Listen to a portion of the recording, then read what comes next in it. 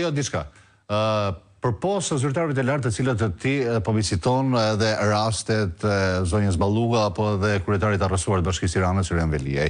Me këtë nismë që ka nisur sa dushi dhe gjykata e lartë në mbledhjen që u zhvillua ditën e djeshme, a mund të themi që ka rrezik që personat të cilët mund të jenë në paraburgim për trafikim të lëndëve narkotike apo personat të cilët janë me rrezikshmëri të lartë nesër të dalin të lirë, duke qenë se jemi edhe pranë zgjedhjeve, pra duhet një lloj nisme si OFL-ja apo task force-at që ngriheshin më herët. Pra duhen që personat me precedent penal të jenë në terren, të shërbejnë Ramës në mënyrë që në favor të marrin lirimin ose të hetohen të lirë, mund të themi.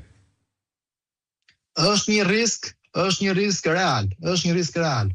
Patjetër që ekziston dhe ky lloj risku, sepse si puna e amnistisë, apo rikthehet përsëri.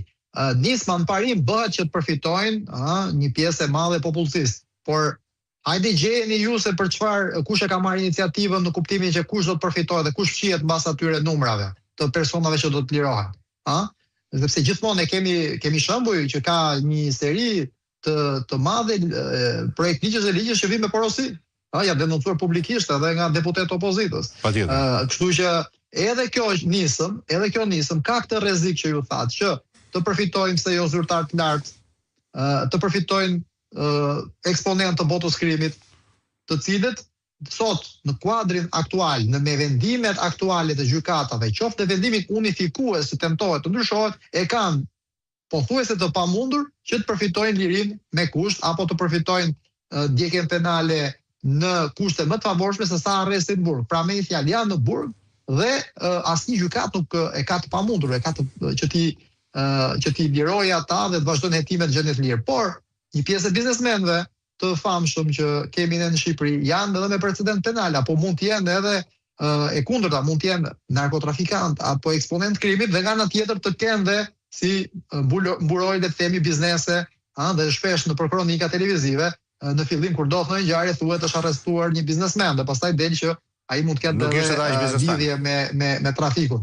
Pra, fakti që këta kanë dhe biznese, një pjesë e madhe e tyre mund të shërbejë a priori edhe si justifikim për të dhënë garanci pasurore kundrejt hetimeve në gjendje të lirë, për dhënien e garancive të tjera, për të thënë që shiko, unë kam aktivitet dhe ju po më pengoni, etj. Pra, zbutja e këtyre kritereve ligjore, duke ndryshuar pjesërisht vendimin e gjykatës së lartë, vendimin unifikues, unë mendoj që është një rrezik sot për shoqërinë shqiptare në kushtet dhe në kontekstin kur aktualisht është duke u intensifikuar lufta ndaj pandushkueshmërisë, le të themi, dhe lufta ndaj zyrtarëve të lartë në pushtet. Që janë në pushtet. Nuri, dua dhe diçka të fundit. Reforma drejtësi prandaj është bërë. Jemi thuajse në fund tek reforma drejtësi do mbesim së bashku.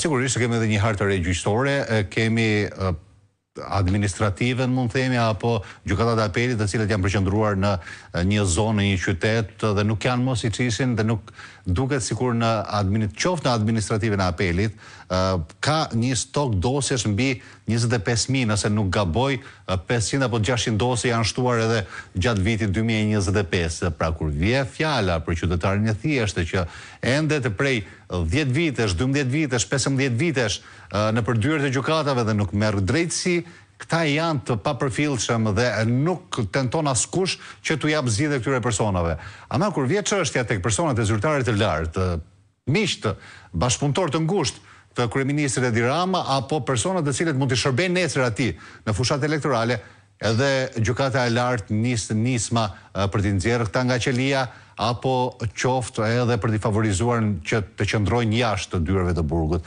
A ka, po themi këtu, një dyzim apo a ka një dy standarde për qytetarin e thjeshtë dhe për zyrtarin e korruptuar në që zbatohet në Shqipëri sot?